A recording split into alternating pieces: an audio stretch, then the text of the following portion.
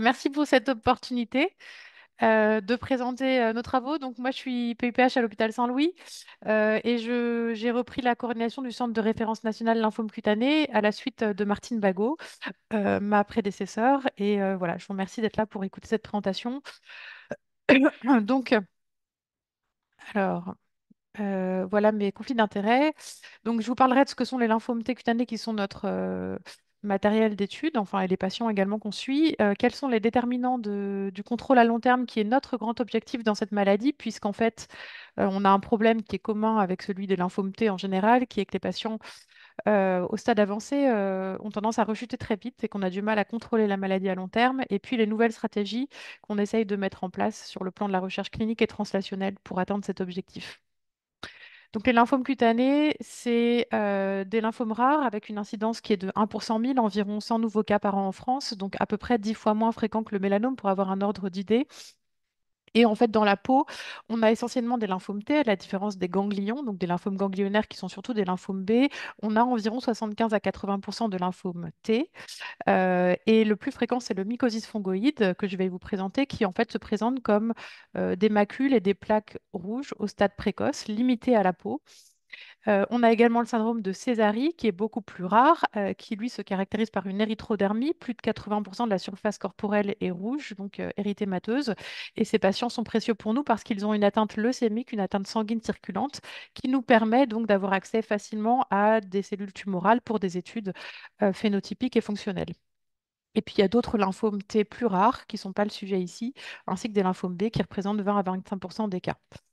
Donc ça, c'était des patients, par exemple, qu'on suivait quand j'étais postdoc à Boston, donc que suivait, pardon, mon PI, le docteur Cupper, quand j'étais au Dana-Farber. Par exemple, un patient avec un mycosis fongoïde de stade précoce, donc limité à la peau, ici un stade 1B. Vous voyez, c'est une présentation assez typique. Et vous voyez, ce patient-là avait présenté une rémission complète après un traitement localisé à la peau qui a été prolongé. Et puis, cet autre patient, également suivi dans le centre Dana-Farber, il se présentait un peu pareil. Vous voyez simplement des macules et des plaques limitées à la peau. Et ce patient-là, il avait évolué vers ce qu'on appelle une forme tumorale. Vous voyez les lésions ulcérées ici au niveau de la cuisse. Euh, une forme qui correspond histologiquement à une forme transformée avec des grandes cellules dont on sait qu'elle est de mauvais pronostic.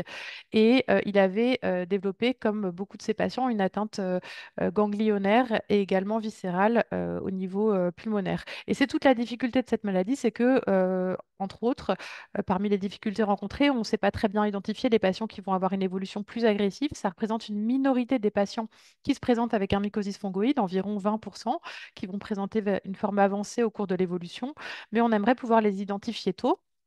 Pourquoi? Parce qu'en fait, au stade avancé de la maladie, donc le stade avancé, c'est ces formes tumorales, ces formes érythrodermiques où toute la peau est recouverte par de l'érythème et des cellules tumorales, ou les formes avec une atteinte ganglionnaire, viscérale ou sanguine, eh bien, la maladie est souvent réfractaire au traitement. Donc, on a du mal à mettre ces patients en rémission complète au stade avancé et les réponses sont souvent de courte durée quand elles existent. Alors, le stade avancé des lymphomes T cutanés, c'est une survie globale, hein, ce qui a été montré dans les études, qui est inférieure à 5 ans. Donc, hein, ça n'est pas qu'une maladie cutanée, c'est une maladie qui a des évolutions fatales, donc chez la moitié des patients à 5 ans. Aujourd'hui, on manque de traitements efficaces et de traitements en général dans ces lymphomes T, donc à la différence des lymphomes B que vous connaissez peut-être, dans lesquels on a toutes ces avancées thérapeutiques avec des CAR T-cells, des anticorps bispécifiques, plusieurs anticorps conjugués à des molécules de chimiothérapie, donc des ADC, antibody drug conjugate. Dans les lymphomes T, cutanés notamment, on manque de traitements. Aujourd'hui, on a deux traitements, deux immunothérapies qui ont l'autorisation de mise sur le marché aux États-Unis et en France qui sont le mogamulizumab, l'anti-CCR4, un anticorps thérapeutique qui va cibler la molécule CCR4 exprimée à la surface des cellules de Sésarie, un ADC, antibody drug conjugate, donc un anticorps couplé à une molécule de chimiothérapie qui est le brintuximab vedotin, qui est un anticorps anti-CD30 couplé à une molécule qui est la monométhylauristatine E. Et puis, on a d'autres traitements, je n'ai pas tout représenté ici, qui sont soit en autorisation temporaire d'utilisation comme la romidepsine, qui est un inhibiteur d'isoné d'acétylase, et puis des anticorps qui sont actuellement en phase 2. C'est le cas de l'anti-KIR3 DL2, l'IPH 4102, qui a été développé par ma prédécesseure Martine Bagot. La cible a été découverte par mes collègues dans le laboratoire à Mondor puis à Saint-Louis, et développé actuellement en phase 2 multicentrique internationale, dont on espère qu'il aura l'autorisation de mise sur le marché, mais pas beaucoup de traitements actuellement autorisés. Alors, le but, c'est vraiment ici d'essayer d'avoir des réponses à long terme chez nos patients atteints de stade avancé de la maladie, comme je l'ai dit. Et vous connaissez cette diapo de ce schéma de Rob Schreiber, qui est un immunologiste américain, qui a décrit les grands principes de l'immunosurveillance, où au début des cancers et des lymphomes en particulier, on a une phase d'élimination où les cellules cancéreuses présentent des antigènes au système immunitaire qui permet leur reconnaissance par les cellules TCD8, peuvent être détruites par les cellules NK également. Une phase d'équilibre où la tumeur commence à se cacher du système immunitaire, par exemple, à exprimer des récepteurs inhibiteurs du système immunitaire comme PDL1, par exemple. Et puis, ça mène ensuite à une phase d'échappement où la tumeur n'est plus reconnue par le système immunitaire est dépassé et la tumeur peut proliférer à son aise. Et donc, tout le but, c'est d'essayer de revenir à cette phase d'élimination. Et nous, ce qu'on a observé actuellement dans les lymphomes T cutanés, c'est qu'effectivement, ce concept, il est extrêmement important parce que les traitements aujourd'hui qui nous permettent d'avoir des réponses à long terme, et je vais en présenter deux, eh bien, sont des traitements qui se servent du système immunitaire pour aller contrôler la maladie à long terme. Donc, je vais vous montrer deux exemples. Il y a un exemple qui est très translationnel. C'est vraiment de la recherche en fait clinique hein, ici, mais ça permet un peu de comprendre comment on contrôle cette maladie. Et puis, un exemple de recherche translationnelle sur le mogamulizumab. Et puis ensuite, je vous parlerai des nouvelles stratégies qu'on essaye de développer. Donc ça, c'est l'étude sur l'allogreffe. Alors, quand j'étais en fait en thèse de sciences à l'unité INSERM 1976, j'avais été interne dans le service de greffe de moelle et vous voyez ici l'image de Régis Péfolatour qui est maintenant chef de service et qui a collaboré, en fait, qui était PI de cette étude. J'étais coordinateur scientifique. En fait, on avait fait une étude rétrospective sur l'allogreffe de cellules souches hématopoïétiques chez nos patients atteints de lymphome T cutané. Et on avait observé qu'il y avait des patients qui étaient en rémission à long terme, parfois 8, 10 ans après allogreffe, alors que c'est quelque chose qu'on n'observe pas chez les patients avec des lymphomes T cutanés de stade avancé en dehors de l'allogreffe. Seulement, l'allogreffe, c'est associé à beaucoup d'effets secondaires. C'est une morbidité, une mortalité due à l'allogreffe importante, 10 à 20% des patients. Et donc, on s'était dit, ben, en fait, Régis m'avait dit, ben, propose une étude prospective. Donc, c'est comme ça qu'on était parti il y a 10 ans en soumettant au PHRC Cancer cette étude dans laquelle on incluait des patients, les patients à qui on proposait la greffe, donc 18 à 70 ans, parce qu'il ne faut pas être trop âgé ni trop comorbide, un stade avancé de lymphome T cutané de type mycosis fongoïde ou syndrome de Césari, et puis au moins un facteur de mauvais pronostic. Et puis on s'est dit, bah, tant qu'à faire de les greffer, on va les inclure dans une étude. Les patients qui auront un donneur donc un donneur, ici c'était un donneur géno-identique, donc un frère ou une sœur compatible pour la greffe, ou un donneur sur fichier, donc un donneur volontaire qui donne de façon anonyme sa moelle osseuse à un patient, compatible 10 dixième, donc compatible sur tous les locus HLA. On allait lui proposer une allogreffe et les patients qui n'avaient pas de donneur, on allait leur proposer le traitement standard, donc qui n'était pas standardisé, mais qui est le traitement qu'on proposerait à un patient de cette situation, donc sans greffe, et comparer la survie sans progression chez ces patients-là. On incluait les patients au moment d'une rémission de la maladie parce que pour greffer les patients, il faut être en rémission complète ou très bonne réponse partielle de la maladie. On a utilisé parce que ça s'appelle une randomisation génétique, mais ce n'est pas une randomisation parfaite et les deux groupes peuvent différer en termes de facteurs pronostiques. Donc, on a utilisé en fait ce qu'on appelle un score de propension. C'est Sylvie Chevray qui a réalisé l'analyse statistique et la méthodologie de cette étude qui tient compte des facteurs pronostiques à baseline qui peuvent être déséquilibrés entre les deux groupes pour apparier les patients.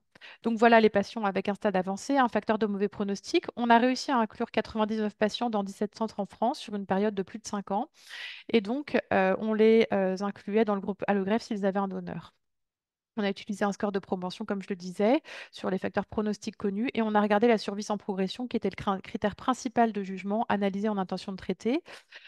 On a inclus 55 patients dans le groupe greffe et 44 patients dans le groupe non allogreffe. On avait des patients qui avaient environ 46, environ 50 ans, une majorité de patients transformés, donc un facteur de mauvais pronostic avec des grandes cellules sur la biopsie. Beaucoup de patients au stade 4, une majorité, donc des patients relativement graves ayant reçu au moins 3 traitements systémiques. Ça, c'est l'analyse sur le critère principal de jugement, la survie sans progression. Il y a deux graphes parce que à gauche, c'est l'étude originale et à droite, c'est sur la population matchée. C'est ça qu'il faut analyser. C'est ce qu'on avait pré-spécifié dans l'analyse. Et on a une survie sans progression qui est meilleure dans le groupe allogreffe par rapport aux patients matchés du groupe non allogreffe en intention de traiter, donc un critère principal de jugement qui était atteint dans cette étude. On a regardé la survie globale. À l'époque, on avait un suivi relativement faible de l'ordre de 13 mois. On n'avait pas de différence significative en termes de survie globale, mais on est en train de réactualiser nos données et il semble qu'avec l'actualisation des données et le suivi à 3 ans, on ait maintenant une survie globale plus élevée dans le groupe allogreffe versus le groupe contrôle. Et on a soumis ces données à un journal il y a environ 2 ou 3 semaines. Donc, on en attend de leur réponse. Données de suivi. Alors, qu'arrive-t-il aux patients qui ont rechuté? Parce qu'en fait, beaucoup de patients rechutent et c'est important pour nous de le savoir. Les patients qui rechutent, eh bien, ne sont pas forcément en fait dans une situation catastrophique et c'est important pour pouvoir le dire aux patients. On avait 26 patients qui ont rechuté dans le groupe allogreffe et ce dont on s'aperçoit, c'est qu'en fait, ces patients peuvent secondairement avoir une réponse complète ou partielle ou une maladie stabilisée malgré leur rechute. On a souvent des rechutes qui sont limitées à la peau, qui sont gérables, alors qu'à l'inverse, dans le groupe non greffé, eh bien, ces rechutes, en fait, on a plus de mal à les contrôler et souvent, elles sont de plus en plus graves au cours du temps. Et on a plus de mal, comme vous le voyez, à mettre les patients en réponse après une rechute dans le groupe non greffé. Donc on a l'impression que même si les patients rechutent, on a quand même un effet graft versus lymphoma, GVL, qui est en place. Et parfois, on a des patients qui ont rechuté et qui, par exemple, 7 ou 8 ans après, peuvent être à nouveau en rémission complète sans traitement, avoir une maladie qui, malgré ça, est contrôlée.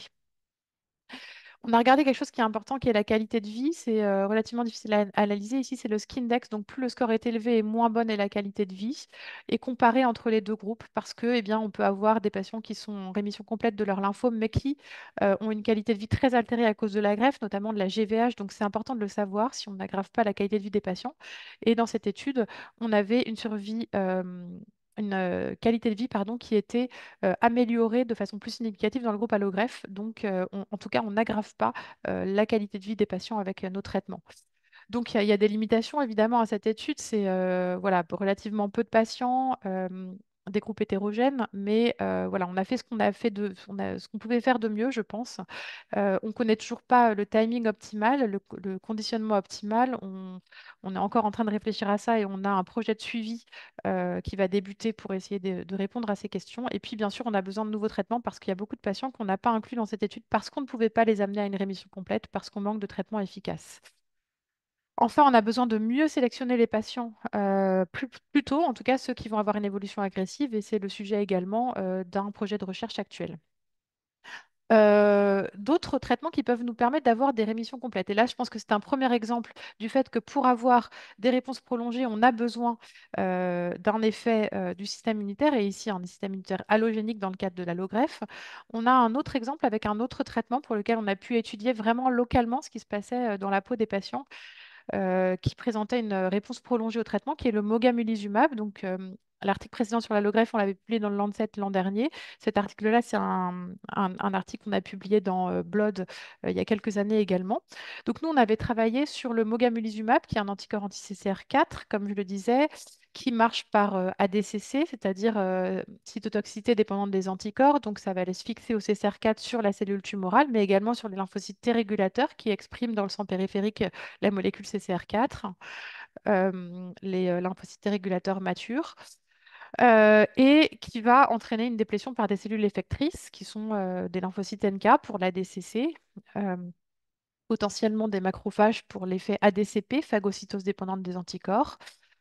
Ce traitement, il a l'AMM suite à une étude publiée dans le Lancet Oncology en 2018. Et ce qu'on a observé rapidement avec ce traitement, c'est qu'on avait beaucoup de patients qui présentaient ce qu'on appelle des rash. Donc, en fait, ils étaient en rémission et puis tout à coup, ils redevenaient tout rouges, comme l'exemple de ce patient sur la diapo de droite.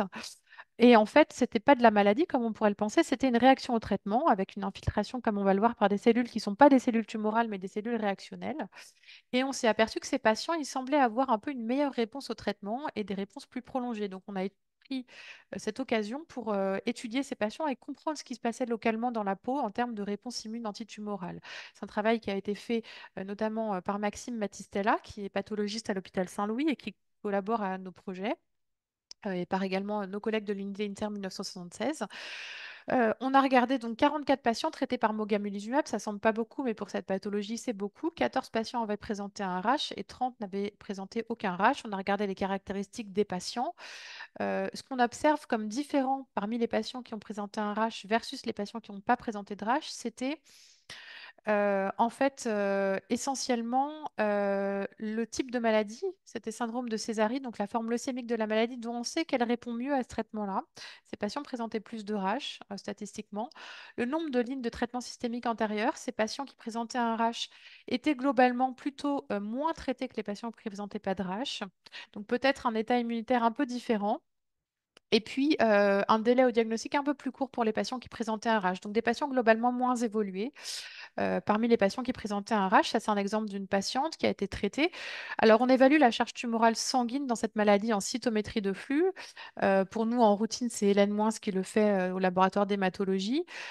On regarde les cellules CD4+, CD26-, par exemple, parmi les critères qu'on peut regarder. En valeur absolue, vous voyez qu'au début du traitement, elle a une charge tumorale qui est à plus de 1000 par millimètre cube. Ça descend rapidement après le début du traitement et ça reste relativement bas au cours du suivi. Cette patiente est restée en rémission complète pendant 18 mois après son rash, en rémission complète de la maladie sur le plan cutané et dans le sang. Ce qu'on voit sur l'atteinte sanguine, c'est que ce soit les patients avec un rash ici en bleu ou pardon, en rouge ou sans rash en bleu, on déplète rapidement les cellules tumorales. Ça, il n'y a pas tellement de problème là-dessus. En revanche, dans la peau, c'est pas pareil. Quand on regarde la charge tumorale dans la peau, on peut mesurer en séquençage au débit des gènes du TCR. C'est une technique donc de NGS qui nous permet d'évaluer vraiment précisément le pourcentage de cellules tumorales dans la peau des patients, au pourcentage de lymphocytes T. Vous voyez qu'à baseline, on a de l'ordre de 40% des patients, pardon, 40% des lymphocytes de l'échantillon qui sont dans lymphocytes tumoraux. Au moment du premier rash chez les patients qui développent un rash, cette charge tumorale descend considérablement. On a bien éliminé les cellules tumorales de la peau. Et chez les patients qui présentent un deuxième rash au cours de l'évolution, ça baisse encore plus. Donc vraiment, chez ces patients-là, on arrive à éradiquer le clone tumoral de la peau quasiment. En revanche, chez les patients qui ne présentaient pas de rash, on voit qu'il n'y a pas de différence en termes de charge tumorale dans la peau. Donc, on n'élimine pas bien le clone tumoral de la peau chez ces patients-là. Et de façon plus intéressante, ce qu'on a observé et qui a été confirmé par d'autres équipes, c'est que les patients qui présentent un rash, en fait, avaient une meilleure survie globale que les autres patients, suggérant que ces patients, ce rash est la manifestation peut-être d'une immunité antitumorale qui se met en place et d'un contrôle à long terme de la maladie. Un exemple d'un patient donc, qui avait présenté un rash. Ce qu'on voit histologiquement, qu'est-ce qui se passe au moment du rash? On a regardé les biopsies, on a pris des biopsies chez ces patients. Histologiquement, on a une infiltration par des macrophages, CD163, et des lymphocytes T qui sont surtout des lymphocytes T CD8, comme vous le voyez. Les lymphocytes T CD4, qui sont notamment les cellules de la maladie et d'autres lymphocytes réactionnels, mais les cellules tumorales dans cette maladie sont CD4, ont globalement plutôt disparu de l'échantillon. Et quand on regarde, et on a regardé en fait en expression génique sur du bulk, hein, sur les biopsies de ces patients au moment du rash, en comparant par rapport à baseline, ce qu'on voit comme pathways qui sont enrichis au moment du rash, c'est les pathways essentiellement de l'interféron de type 1. Et parmi les gènes qui sont surexprimés au moment du rash, en rouge ici, on a deux gènes qui sont CXCL9 et CXCL11, qui sont des gènes inductibles par l'interféron. Et parmi les gènes sous-exprimés au moment du rash, on a de façon assez logique CCR4, puisque on imagine bien qu'on a déplété les cellules tumorales exprimant CCR4, donc on s'imagine avoir une bonne régulation de CCR4 sur du bulk RNA sequencing dans les biopsies de ces patients. On a regardé en single-cell RNA sequencing quelles étaient les cellules dans la peau des patients atteints de lymphome T cutané qui produisent CXCL9 et CXCL11, ces deux chémokines qui servent à recruter des cellules effectrices dans la peau. Eh bien, les cellules qui expriment CXCL11, c'est essentiellement les macrophages, mais également d'autres cellules du stroma comme les cellules endothéliales, les fibroblastes et les kératinocytes, qui sont des cellules de la peau. Et CXCL9, c'est également essentiellement les macrophages. Quand on regarde quelles cellules expriment le récepteur de ces deux chémokines, qui est CXR3, eh bien, c'est de façon intéressante essentiellement des lymphocytes. Donc, une hypothèse qu'on émet à partir de ces données, c'est que les macrophages qu'on observe sont capables de sécréter ces deux chymokines, CXL9 et CXL11, et de recruter des lymphocytes T, CD8 dans la peau de ces patients exprimant le récepteur CXR3. C'est de la preuve indirecte, hein, c'est des études sur patients, mais c'est les hypothèses qu'on peut générer à partir de ces données. Et on a d'autres données qui sont à l'appui de ces hypothèses. C'est nos données de séquençage au débit des gènes du TCR qui nous permettent, comme je vous le disais, de mesurer en fait la proportion relative de chaque clone lymphocytaire T dans l'échantillon. Et on l'a fait pour nos 14 patients. Vous voyez que pré-traitement, chez ce patient 1, à gauche, on a 63% des cellules T de l'échantillon qui sont du clone tumoral, en tout cas du clone dominant. Et puis, le reste, ce sont des clones dits réactifs ou réactionnels qui ne sont pas du clone tumoral. Au moment du RASH, ce qu'on voit, c'est que le clone tumoral en bleu, il est passé à 5%, donc il a été bien réduit, comme on l'a vu. Et puis, ce qu'on a essentiellement, alors c'est la limite que c'est juste une biopsie cutanée, donc une partie de la peau, mais les lymphocytes T qu'on observe dans l'échantillon à ce moment-là, ils n'étaient pas présents à baseline, suggérant que ce sont des lymphocytes T qui ont potentiellement été recrutés dans la peau de ces patients au moment du RASH. Et c'est un profil qu'on a observé chez nos 14 patients. Je vous ai mis deux exemples ici.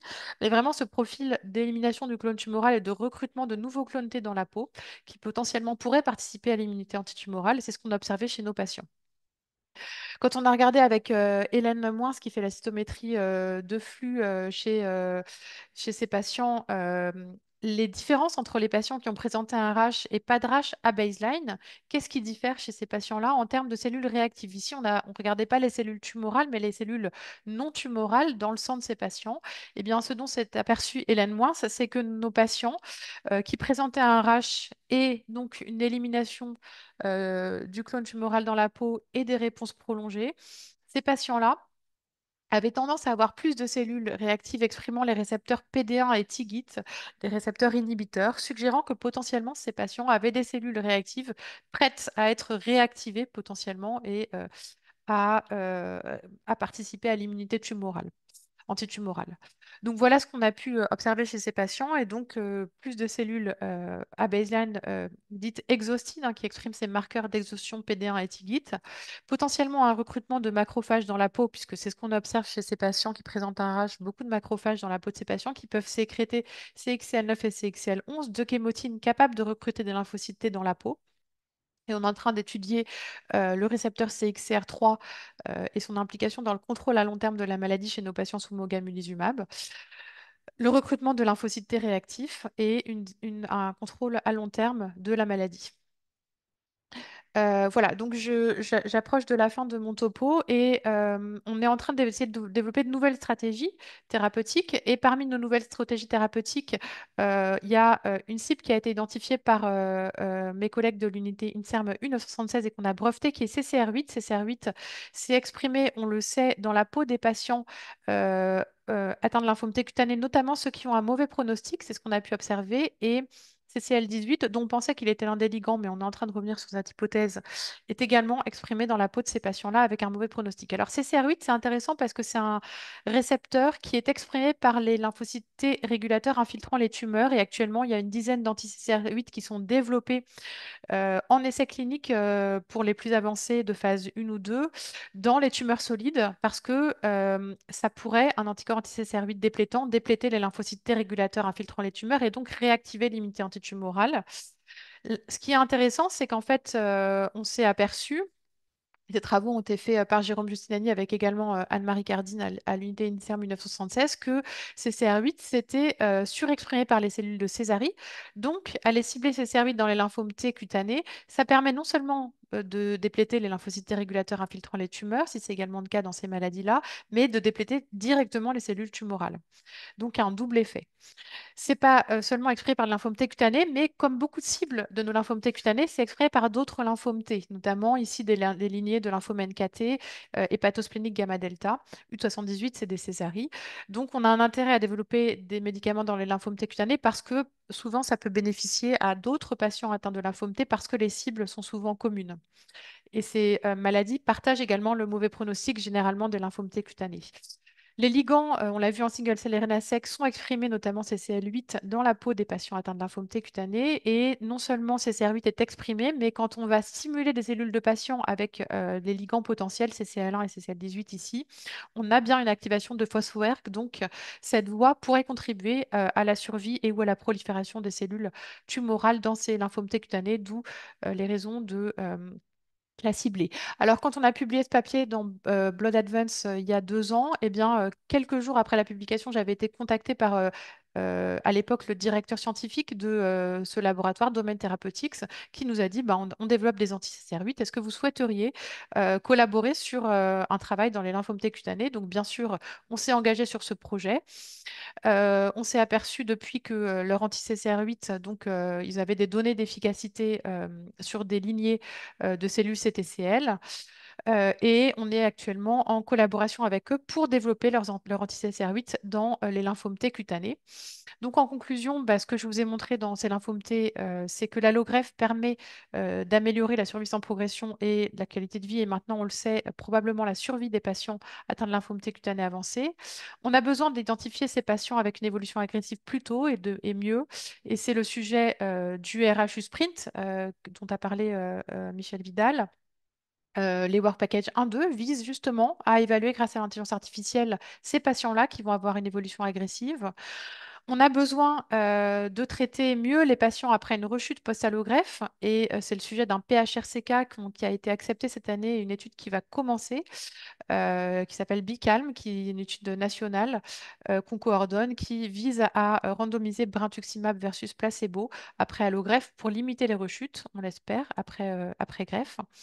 Et on a besoin évidemment de nouvelles immunothérapies et c'est le sujet du Work Package 5-6. Ça, c'est le développement de l'anti-CCR8 avec une étude de phase 1 prévue en 2025. Dans les lymphomes T cutanés, enfin, on travaille également activement dans le cadre de ce RHU à comprendre les mécanismes de résistance à nos immunothérapies actuelles pour essayer de lever des verrous dans le cadre de la résistance au traitement actuel des lymphomes T cutanés. Donc, c'est le sujet de notre RHU Sprint à laquelle participent certains de mes collègues euh, ici à l'INSERM avec la PHP qui est coordonnée par l'Université UPCité et à laquelle participent également Bordeaux, Lyon et deux sociétés, Therapanacea pour le côté intelligence artificielle et Domaine Therapeutics pour le développement de l'anti-CCR8. Donc, ces trois volets, identification des patients d'évolution agressive, découverte des facteurs associés à la résistance au traitement sur le plan moléculaire, et puis développement de nouvelles thérapeutiques pour ces patients-là. Donc, voilà le consortium qu'on a mis en place et le projet a débuté cette année en mars pour 5 ans. Voilà, donc je remercie tous mes collègues qui travaillent avec moi à Saint-Louis et ailleurs sur tous ces projets de recherche. Martine Bagot également qui m'a donné l'opportunité de prendre sa suite sur ces projets de recherche. Et puis tous nos collaborateurs d'hématologie, d'immunologie, d'anapath également, ainsi que vous tous pour votre attention. Voilà, désolée, j'ai dû dépasser un peu, je suis désolée. J'espère que je vous ai Ça pas trop. va, c'est bon. Merci Adèle. On peut peut-être couper le partage d'écran comme ça Oui, oui, oui, on d'accord, se tout à fait. voit. Voilà. Est-ce que quelqu'un a des questions, des remarques? Je vois pas de main levée pour l'instant. En dehors des approches anticorps, est-ce que vous avez également des approches petites molécules avec, je sais pas moi, du screening in silico ou des choses comme ça ou pas du tout? On aimerait bien en développer actuellement. Alors, il y avait dans le cadre du projet Sprint la possibilité de développer une autre approche de type petite molécule, mais c'est pas ce qu'on privilégie actuellement. On essaye de privilégier les approches anticorps actuellement et en tout cas de notre côté, hein, anticorps et thérapie cellulaire parce qu'actuellement c'est ça qui a donné des réponses à long terme. Mais Hmm. on a une étude de phase 1 avec une petite molécule par exemple qui vient d'ouvrir ici dans les lymphomes cutanés notamment. Donc, on a ces approches-là. Nous, ce qu'on est vraiment, et je pense qu'on a l'expertise, notamment avec Anne-Marie Cardine au labo et Martine Bagot, on a l'expertise de l'approche anticorps, du testing des anticorps in vitro. Et donc, c'est ça qu'on privilégie actuellement aussi parce que c'est ces traitements-là par le passé qui nous ont donné des réponses à long terme, mais on est ouvert à tout. On a tellement de besoins thérapeutiques dans cette maladie que on développe tout ce qu'on peut et tout ce qu'on nous propose, on essaye de le mener en clinique. Ouais, ouais, je comprends. Toujours pas de questions, je vois pas de main levée. Moi, je me posais une autre question, alors qui a rien à voir avec les lymphomes, mais par exemple, dans les traitements des LMC, on sait que par l'imatinib, il y a des réactions de type agnéiforme ou des choses comme ça. Est-ce que vous savez s'il y a des choses qui sont un peu comparables ou vraiment c'est complètement indépendant, Ben, ça n'a rien à voir? Le problème, c'est que si vous voulez, nous, on aurait bien aimé avoir, comme dans la LMC, en fait, une mutation ou une translocation qui soit présente chez la majorité des patients. Et en fait, ce dont on s'aperçoit avec les études qui ont été faites, qui sont les études d'exome sequencing, c'est qu'en fait, dans cette maladie-là, le profil mutationnel et les altérations, elles sont très hétérogènes. C'est-à-dire que ce qui est rencontré le plus fréquemment comme altération, alors on a des altérations dans la voie du récepteur du T pour l'antigène, du TCR, dans la voie de JAK-STAT, mais en fait, les mutations les plus fréquentes, elles sont présentes que chez une minorité des patients, en fait, de l'ordre de 20 à 30% des patients, et on n'a pas une altération récurrente qu'on peut cibler malheureusement, ou même fréquente, comme je pense au mélanome, où on a dans à peu près la moitié des cas des mutations de BRAF, et ben on n'a pas ça malheureusement dans le lymphome T cutané. Donc c'est difficile d'imaginer aller cibler une seule voie et avoir une efficacité chez la majeure partie des patients. Et c'est un peu ce qui nous limite en termes, je pense, d'approche de type petite molécule, c'est qu'on n'a pas vraiment quelque chose Ouais. d'homogène en termes de voies activées. C'est très hétérogène. Il y a même des altérations de la voie de JAK-STAT, par exemple, dans les mycoses fungoïdes. Et il y a eu des études sur, par exemple, des anti-JAK, hein, puisqu'on a beaucoup d'anti-JAK maintenant Mm. qui se développent, le ruxolitinib. Et en fait, c'était inefficace chez la majeure partie des patients. Et quand c'était efficace, ça corrélait pas vraiment avec les altérations de JAK ou STAT, alors qu'il y a des altérations. Donc, à l'heure actuelle, on est plus à privilégier des techniques de type anticorps, quitte à combiner ces approches de type anticorps. On aimerait avoir des approches de thérapie cellulaire également, et notamment, on aimerait avoir des approches de type CAR, mais aujourd'hui, les CAR-T dans les hémopathies lymphoïdes T, c'est pas aussi avancé que dans les lymphomes B, comme vous le savez peut-être, et dans le myélome. Et donc, on n'a pas ça aujourd'hui. Peut-être que ça changera notre façon de traiter les patients si ça arrive, parce qu'aujourd'hui, le seul traitement curatif qu'on a finalement, c'est l'allogreffe aujourd'hui, mais ça reste un traitement qui a une morbidité, une mortalité importante. On aimerait et on espère que le paysage thérapeutique va changer, que peut-être on pourra contrôler les patients avec de nouveaux anticorps comme l'anti-CCR8 qu'on est en train d'essayer de développer, des séquences d'anticorps thérapeutiques qui permettront d'avoir un contrôle à long terme et de vivre avec cette maladie-là, ou peut-être d'avoir un traitement curatif un jour qui pourrait être les CAR-T s'ils sont développés autre que l'allogreffe, euh, nous éviterait de greffer les patients. Donc peut-être que le paysage thérapeutique va changer, mais en tout cas, aujourd'hui, il ne change pas aussi vite que dans les lymphomes B diffus à grande cellule, malheureusement, ou dans le myélome. Donc c'est pour ça qu'on fait des efforts dans ce sens-là. Ok, d'accord, merci. Une question? Moi, j'avais Ouais. Frédéric Mondino de l'Institut Cochin. Merci pour cette présentation. J'ai trouvé ça très intéressant. Et justement, j'avais la question par rapport à l'anti-CCR8. Est-ce que vous envisagez, ou en partenariat avec la boîte Domaine Thérapeutique, est-ce qu'il y a un SCFV de disponible et est-ce que vous envisagez de faire des stratégies CAR-T, mais vous avez partiellement répondu en fait à la question. Dans le cas des lymphomes T, c'est pas encore tout à fait le cas, mais peut-être que ça pourrait être le cas. Est-ce que le CCR8 est aussi exprimé chez ces patients dans les T normales? Vous avez dit oui dans les T-regs, mais euh, Alors, c'est une bonne question, effectivement, hein. Alors, c'est exprimé beaucoup dans la... En fait, CCR8, c'est quasiment pas exprimé dans le sang périphérique des sujets normaux. Il y en a quasiment pas. C'est vraiment un marqueur tissulaire. Il y en a beaucoup dans la peau des patients et en fait, on a vu qu'il n'y en a pas que dans les lymphomes T. Il y en a dans la peau des patients, même dans des dermatoses inflammatoires aussi du CCR8 en fait. Il y en a dans les lymphocytes, dans les tumeurs également, hein. Néanmoins, c'est pas pour ça que ce serait pas forcément une bonne cible de CAR-T. Toute la difficulté, c'est les difficultés, je pense, inhérentes au CAR-T dans les lymphomes T en général, c'est-à-dire bah, le problème du fratricide, le problème de quelles cellules, si on veut faire de l'autologue, bah, on a toujours peur dans les hémopathies lymphoïdes T d'aller en fait transduire des cellules qui sont des cellules tumorales. Comment est-ce qu'on fait pour vraiment éliminer les cellules tumorales de l'échantillon?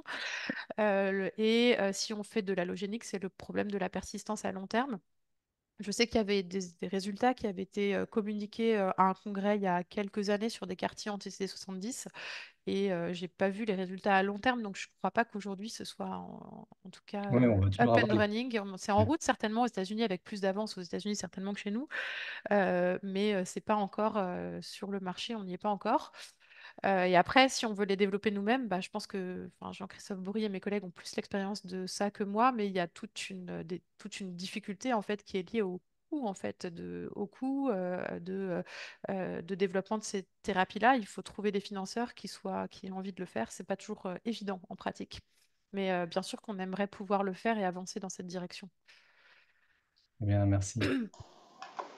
Ok, merci. Est-ce qu'il y a d'autres pardon. Est-ce qu'il y a d'autres questions? Eh bien, je n'en vois pas. Donc, je vous propose d'arrêter là, du coup, Eh si ben, un grand personne n'a de merci. questions. Merci encore pour cet exposé qui était vraiment top. Et puis, j'espère que l'approche anti-CCR8 va marcher. Bah, on espère, on Donc, fait tout voilà. pour, on espère. Ok, merci encore Adèle. Merci Et beaucoup. je vous donne rendez-vous à tous dans un mois, je ne sais plus la date exacte, avec de mémoire c'est Francine Barcohen, Christine, c'est ça? Voilà. Ok, merci Merci. beaucoup. Très bonne soirée, au revoir. Merci même, au revoir.